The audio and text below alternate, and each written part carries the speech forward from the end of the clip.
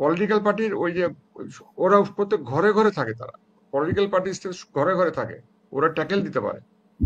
আর না হলে ওদেরকে আমরা ধরতে পারি তো, পার্লামেন্টে তাদের ধরতে পারবো, এই তুমি এটা ঠিক মতো করো নাই, এই যে 5 বছর বলে দিলেন, এগুলো কথা দরকার নাই।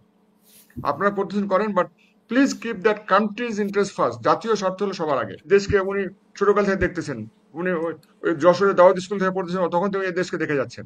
উনারা নারী নক্ষত্র বুঝেন, চিনেন, পলিটিশিয়ান এটা বুঝেন। হ্যাঁ, এটা ঠিক, পলিটিশিয়ানদের বদনাম হয়ে যাচ্ছে, তারা ওই যে লোকাল লেভেলে কমিশন খাচ্ছে, বাজার দখল করে নিচ্ছে, এগুলোকে বন্ধ করতে হবে। পলিটিশিয়ানদের দেশটা তো তাদের, তাদের চিন্তা করতে হবে, এটা আমরা উপদেশ দিতে পারি। উনাকে তো আমরা মাথার মাথার মুকুট মনে করি, আমি তো মনে করি উনি আমাদের মাথার মুকুট। প্রফেসর ইউনূসের মতো লোক যদি আমাদের জাতির হেড হয়ে থাকেন, উনি আমাদের জন্য বিরাট একটা সম্পদ। উনি self is a $1 trillion asset for us. Sir, উনাকে আমরা আমি প্রেসিডেন্ট করে রাখবো। এই প্রসঙ্গে স্যার আমি একটা কথা বলেন বলতে পারি, যেটা হলো বলেন ইউনূসের বলেন। যেহেতু একটা গ্রহণযোগ্যতা আছে, আমরা ন্যায় ফলের একটা পোস্ট আছে, আমরা অথবা রাষ্ট্রপতি হিসেবে ওনাকে অ্যাকোমোডেট করতে পারি, রাষ্ট্রপতি কিন্তু করে শুধু রাখেন ওনাকে। আমি যেটা বলবো যে আমরা একটা সন্ধিক্ষণের মধ্যে দিয়ে যাচ্ছি। ওই সেদিন বলতেছিলেন সিঙ্গাপুরের প্রাইম মিনিস্টার পার্লামেন্টে বলতেছিলেন যে ট্যারিফ ইম্পোজ করার পর the world is in a flux, মানে আমরা নতুন ওয়ার্ল্ড অর্ডারে চলে যাচ্ছি, ইকোনমিক অর্ডারটা চেঞ্জ হয়ে যাবে, ফ্রি মার্কেট ইকোনমি শেষ হয়ে যাবে, ডব্লিউটিও মেকানিজম শেষ হয়ে যাবে, ওইটা ইম্প্যাক্ট আমাদের উপর পড়বে। তারপরে আমাদের এখন ওই আজকে বোধহয় কমিটি বসছিল, যে নিউজে দেখলাম কোন পার্টিকে নিয়ে বসছিল, তো এর বসে তাড়াতাড়ি শেষ করে ফেলো। কমন মিনিমাম যেগুলো করতে তো হবে, পুলিশ রিফর্ম করতেই হবে, এখন ব্যুরোক্রেসি রিফর্ম করতেই হবে। 16 তারিখে তো বিএনপি বসবে এবং সরাসরি বিএনপি বসবে না, আজকে একটু ওই টিমটা বসেছিল, আমরা ওই যে ঐক্য পরিষদ যেটা কমিশন যেটা, ওর তার আজকে একটা পার্টির সাথে বসেছিল, জাসদ বোধহয় তাদের সাথে বসেছিল। জাসদের সাথে বসেছিল। হ্যাঁ, তো আমি যেটা বলবো, খুবই আন্তরিকভাবে বলতেছি, আমি নির্মমভাবে বলতেছি যে ইলেকশন তো করতে হবে। আপনি ডিসেম্বর না করে পরের ডিসেম্বরে করবেন তো, নাহলে তারপরে ডিসেম্বরে করবেন, করতে তো হবে। এই গভর্নমেন্ট তো আনলিমিটেড পিরিয়ড থাকতে পারে না। আর এসব ফালতু কথা হয় যে 5 বছর আমাদের থাকতে জনগণ কে বলছে, এটা দামাশি সব কথাবার্তা, এগুলো বলতে হয় না। এটা স্বরাষ্ট্র এগুলো উপদেষ্টাও বললেন, আবার না, নামাজ পড়ে বের অহেতুক হওয়ার কথা। পরে না প্রধান না, উপদেষ্টাকে বললেন। অতিকথন খুব খারাপ জিনিস, অতিকথন খুব খারাপ জিনিস, এগুলো বলতে হয় না।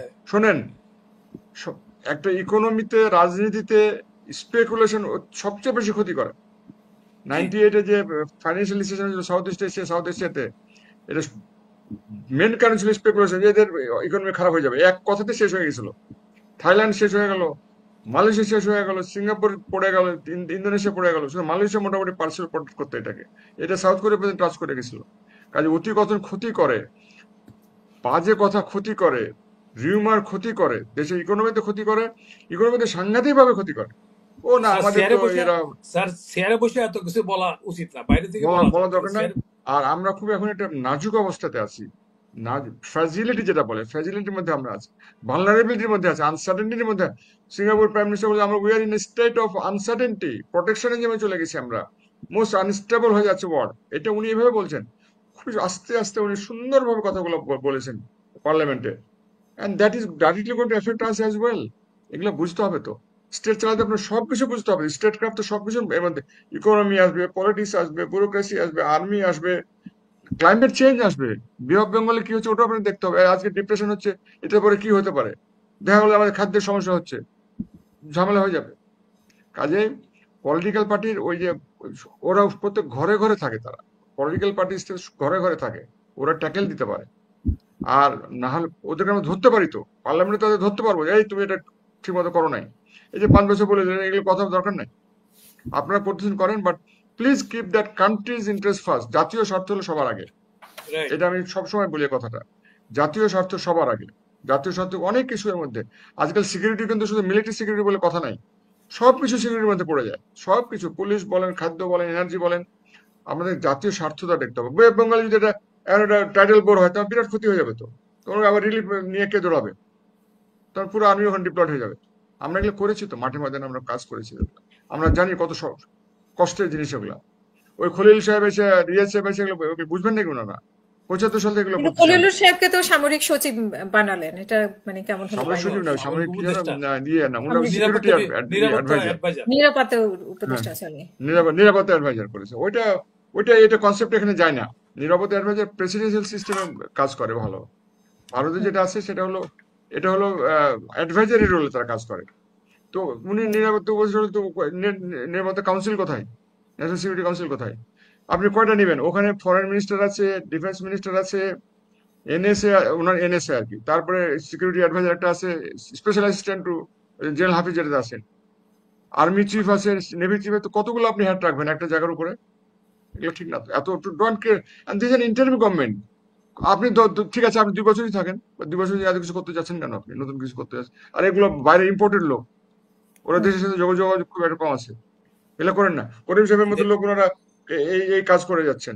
আমি আর্মিতে 75 সাল থেকে কাজ করছি, পাটুয়ার হিসেবে হ্যাঁ, এই দেশকে উনি ছোটকাল থেকে দেখতেছেন। উনি ওই যশোরে দাওয়াত স্কুল থেকে পড়তেছেন, তখন থেকে এই দেশকে দেখে যাচ্ছেন। ওনারা নানী নক্ষত্র বুঝেন, চিনেন, পলিটিশিয়ান এটা বুঝেন। হ্যাঁ, এটা ঠিক, পলিটিশিয়ানদের বদনাম হয়ে যাচ্ছে, তারা ওই যে লোকাল লেভেলে কমিশন খাচ্ছে, এই বাজার দখল করে নিচ্ছে, এগুলোকে বন্ধ করতে হবে। পলিটিশিয়ানদের, দেশটা তো তাদের, তাদের চিন্তা করতে হবে। এটা আমরা উপদেশ দিতে পারি, কামন তোমরা ঠিক হও, এটা আমরা সামাজিক আন্দোলন করতে পারি তাদের জন্য। বাট দেশের স্বার্থ সবার আগে। আমি বলবো প্লিজ ইলেকশনটাকে অহেতুক দূরে দীর্ঘায়িত করেন না। এটা আমি as an academic, as a retired ঠিক। Soldier, as a citizen, senior citizen of this country, আমি বলবো ডিসেম্বর যাকে না হলে আপনি জানুয়ারিতে করেন, ফেব্রুয়ারিতে, বাট জুনে তো করা যাবে না, জুনে তো বর্ষা হবে, তাহলে আপনি পরে ডিসেম্বরে চলে যাবেন। আর ওইসব লুজ কথা বলা দরকার নেই, sorry. I want to protect my army. আমি নুন খাইছি 30 বছর 40 বছর, আর্মিটা নষ্ট হলে আমার খারাপ লাগবে, খারাপ লাগবে। আর আমাদের সময় আর্মির অন্যরকম ছিল, আমরা ওই ব্যবসা বাণিজ্য করি নাই, সোলজারিং করছি, টোটাল সোলজারিং করছি। এটাই বাট বলবো আর কেউ কি কেউ বলবো। তো বলেন ডক্টর ইউনূসের মতো মানুষ যদি আরো কয়েক বছর থাকেন তাহলে দেশকে এটি বিদেশিরা হলো উৎসাহ ভালো। পাবেন, বিদেশের ওনাকে তো আমরা বিনিয়োগ। মাথার মুকুট মনে করি। আমি তো মনে করি উনি আমাদের মাথার মুকুট।